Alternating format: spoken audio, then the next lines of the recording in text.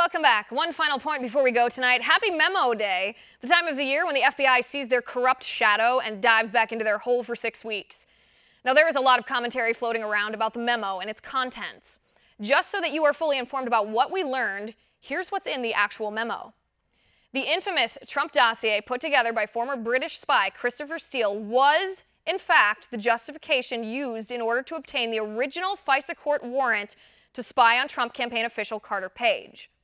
Then, the dossier was used as the reason to renew the FISA application to spy on Carter Page 3 additional times.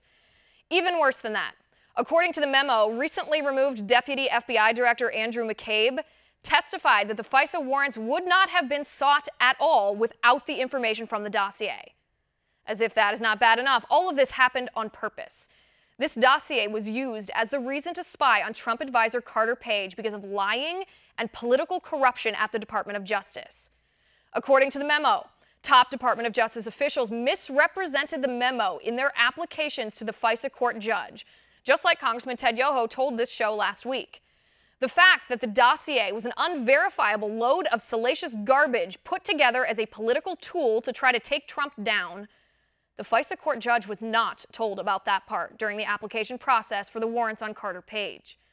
The lies that were told on the FISA application. Number one, the FISA judge was not told that Christopher Steele was a longtime FBI source paid over $160,000 by the DNC in Hillary Clinton's campaign to dig up derogatory ties on Trump and Russia.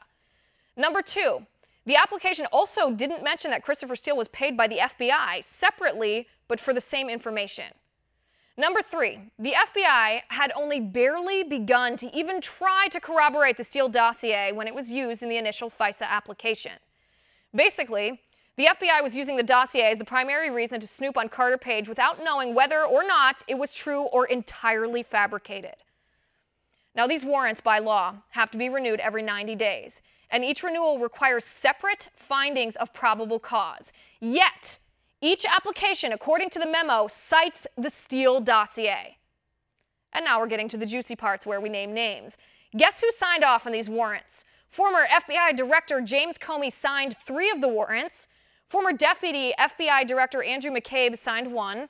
Former Acting Deputy Attorney General Sally Yates, Acting Deputy Attorney General Dana Buente, and Deputy Attorney General Rod Rosenstein each signed 1.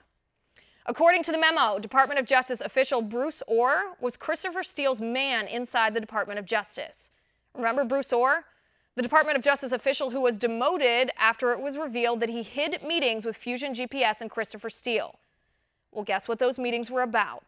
Christopher Steele told Bruce Orr that he was, and I quote, desperate that Donald Trump not get elected and was passionate about him not being president. The FISA court was not told about that admission by Steele. And finally, we get to the media malfeasance. A Yahoo article was cited as corroboration of the information in the Steele dossier. Now, this was an outright lie because that article written by Michael Isikoff was based on information leaked to Isikoff by Steele himself. And then, Christopher Steele lied to the FBI about his contact with the media, what he'd been leaking and to whom, in an effort to weaponize media outlets like Yahoo and Mother Jones and others to try to give the dossier credibility in the eyes of the public. When the FBI found out about that, they eventually fired him. So what does this mean? How do we end this? Is this the kind of corruption, political targeting, snooping, spying, and unjustified surveillance of American citizens by our own government that we the people will tolerate? It better not be. The crux of the matter here is the information in this memo is breathtaking. Our government used their surveillance powers to spy on a private citizen because they didn't like the politics of his boss. They used the power of the government to try to take down a presidential candidate. They used salacious gossip paid for by Hillary Clinton to try to take down Donald Trump. And they used our money, our tax money, and violated the sacred trust between our government and our people to do this. So stay tuned for what comes next. And that is my final point.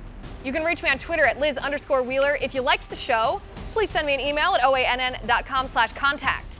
In the meantime, catch us here tomorrow at 9 p.m. Eastern. And until then, have a good night.